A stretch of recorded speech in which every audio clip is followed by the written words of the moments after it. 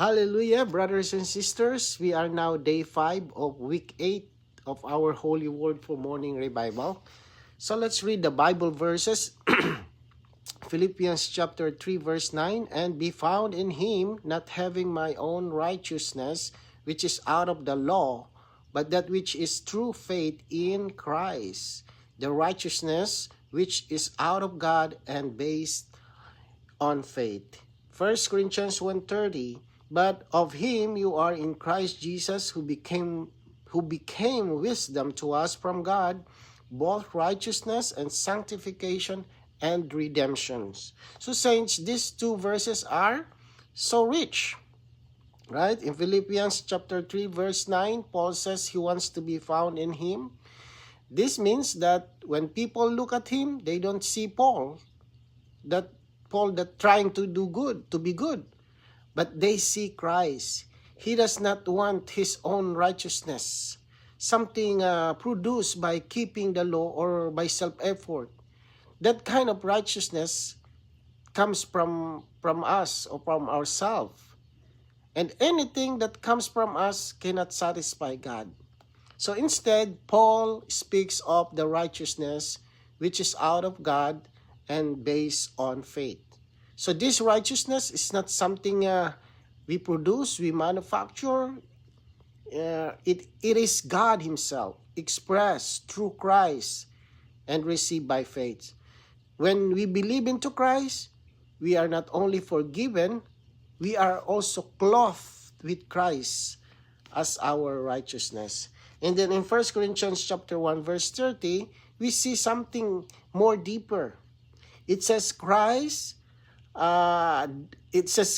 became wisdom to us from God. And this wisdom includes righteousness, right? Sanctification and redemption. This means Christ himself is our righteousness.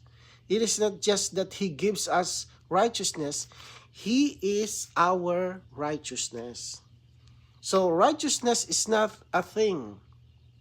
It is a person. When we are in Christ and Christ lives out from us, we spontaneously express God's righteousness. This is not an outward improvement. This is Christ live out as our daily living. So let's read the paragraphs. There are two aspects of Christ being righteousness from God to the believers. The first aspect is that he is the believer's righteousness for them to be justified before God objectively at the time of their repenting unto God and believing into Christ. Christ is our beauty given by God to us to be put on as our clothing, our glorious dress. This is outward objective. So the first aspect of righteousness is objective. And that means it is something outside of us. It's not something we produce inwardly. It is something accomplished for us and put upon us. When we repented and believed into Christ, something happened. Something happened before God. We were justified. Not because we improved, not because we became better, but because Christ was put upon us as our righteousness. So imagine standing before the holy God, before a holy God, right? In ourselves, we have no righteousness, right? How can you face the holy if you are not righteous? You are not holy. You are not righteous. But at the moment we believe, Christ became our, glorious dress. He clothed us. Now, when God look at us, He does not see our failure, our filthiness. What He sees is Christ. So this is why the hymn, it mentions hymn 295, right? The hymn says He is our beauty, our clothing. So this is not an inward transformation yet. This is outward covering. Okay? It is judicial. It is objective. It is complete. So saints, this gives us such an assurance. Our standing before God does not depend on how we feel today. It does not depend on how well we performed yesterday. It depends on Christ as our righteousness. So He is our clothing, right? He is our beauty. He is our justification before God, right? So today, we don't stand before God in ourselves. We stand in Christ, clothed with Him. Christ is our clothing. Amen. So let's go to the next paragraph. The second aspect is that Christ is the believer's righteousness lived out of them as the manifestation of God, who is the righteousness in Christ given to the believers for them to be justified by God subjectively. We were sinners who repented to God and believed into the Lord Jesus. Right away, God gave Christ to us as our glorious dress to cover us, so we are acceptable to God righteously, outwardly. This is objective righteousness. Also, when Christ was given to us to be put on us, He entered into us to be our life and life supply, to live Himself out of us. The living out is the manifestation of God in Christ.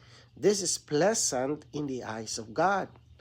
Now we can see the two aspects, outward and inward. Christ is put on us, and Christ entered into us to live God out of us to be our subjective righteousness. So saints, this paragraph is so rich. And it says, not only was Christ put on us outwardly, He also entered into us inwardly. So the moment we believe, two things happen, right? Number one is He clothed us. That is objective righteousness. And number two, He came into us, and that is subjective righteousness. So objective righteousness solves our problem before God judicially. But subjective righteousness is Christ live out from within us. So when Christ lives out of us, God is manifested. And this is not merely behaving better. This is Christ expressed through our daily living, right? In our speaking, in our gesture, attitude, in our relationship, right? To others, in our church life. This is why Matthew 5:20 speaks of a righteousness that surpasses that of the scribes and the Pharisees. That righteousness is not outward law or outward law keeping. It is Christ Himself lived out. So saints, when Christ is expressed from us, what happened? God is manifested. And this is pleasant in God's eyes.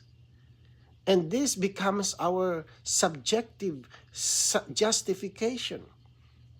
This even becomes the fine linen, which is mentioned in Revelation chapter 19, verse 8. The righteous act of the saints. So now we clearly see the two aspects, right? The outward, which is Christ put upon us, our clothing, and then the inward, Christ living within us as our life supply.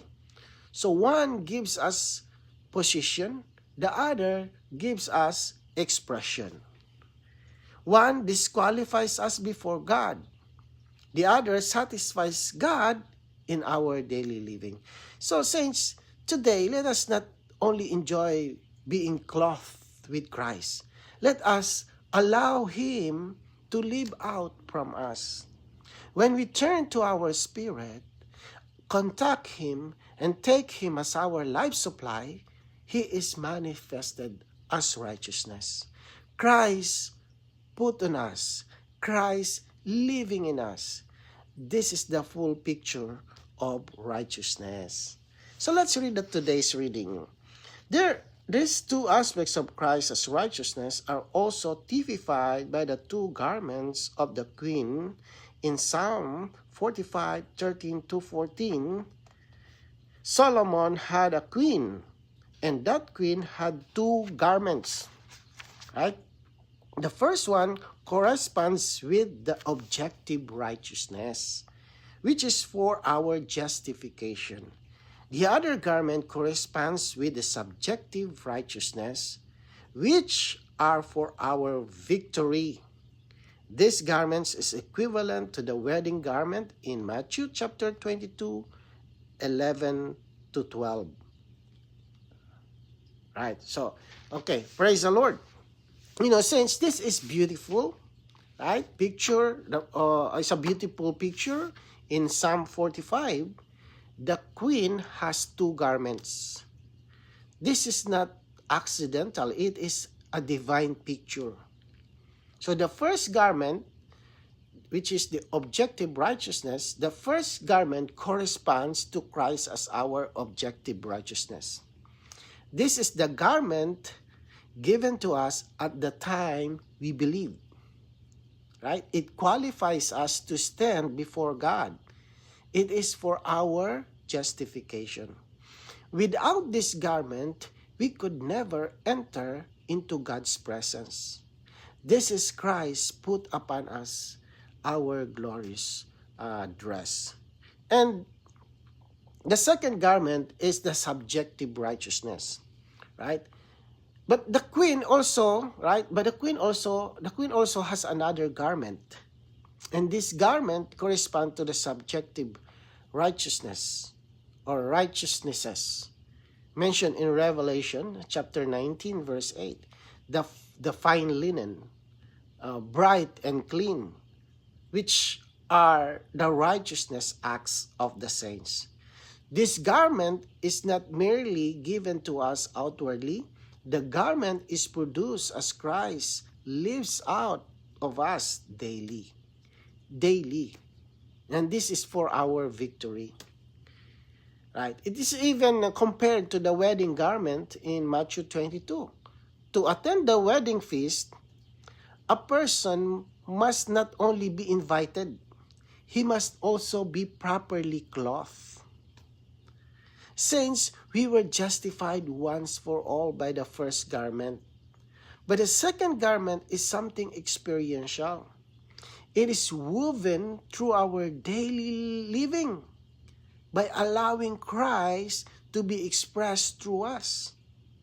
So again, we see the first garment for justification, the second garment for victory. The first garment, Christ put on us. The second garment, Christ lived out from us. So this shows us that salvation is not only judicial, it is also organic. Not only position, but expression. Right? So may we treasure both garments. So let's go on and read the next paragraph. Amen. Why is the parable of the prodigal son in Luke 15? Why is the parable of the prodigal son in Luke 15? After the prodigal squandered his estate and came home, the father should indeed love him. But he should have said at least a few words of reprimand to the son. If Luke 15 had only the parable of the prodigal, we would have to conclude that God is not righteous, that God has not judged sin, but has glossed over it. But thank and praise the Lord that there are three parables in Luke 15. The first is the parable of the shepherd saving the sheep. The second is the parable of the woman seeking the lost coin. The third is the parable of the father receiving the prodigal son. Immediately in the first parable, we have the good shepherd forsaking his life for the sheep. The Lord Jesus has already come and died. The sin of the prodigals was already judged in the first parable.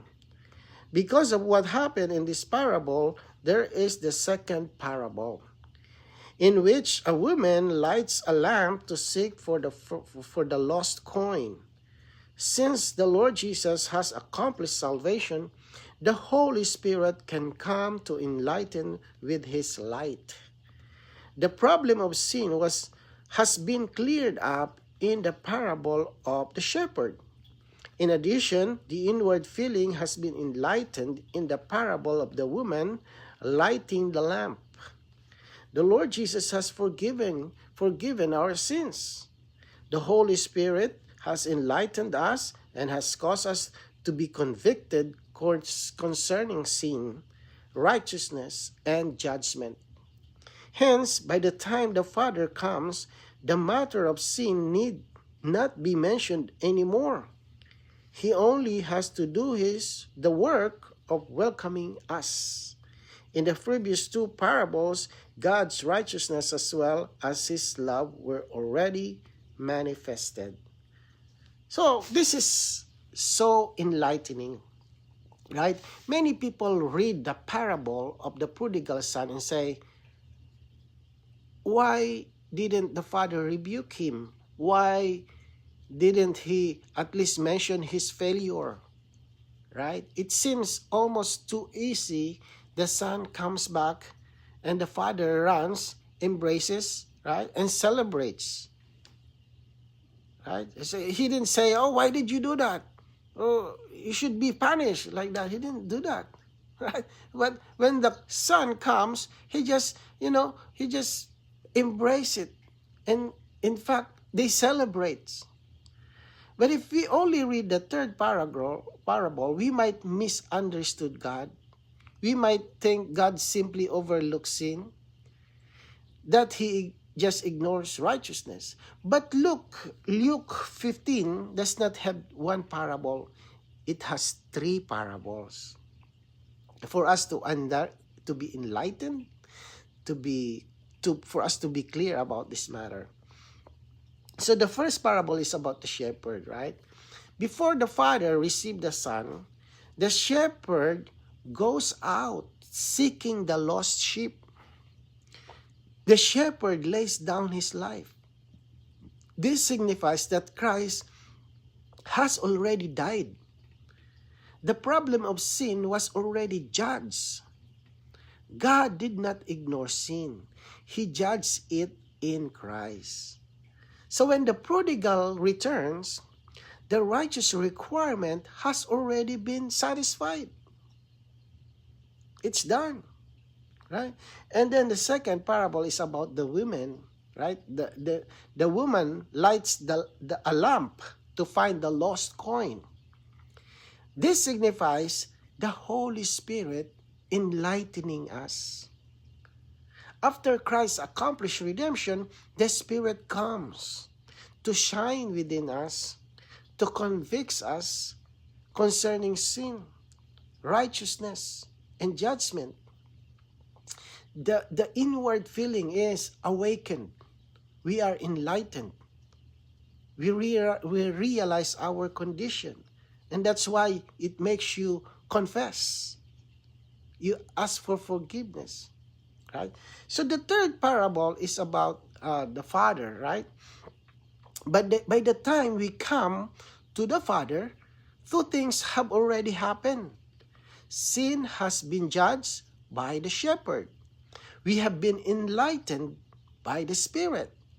So when the father runs, he runs, right, to welcome the son, there is no need to mention sin anymore about his failure.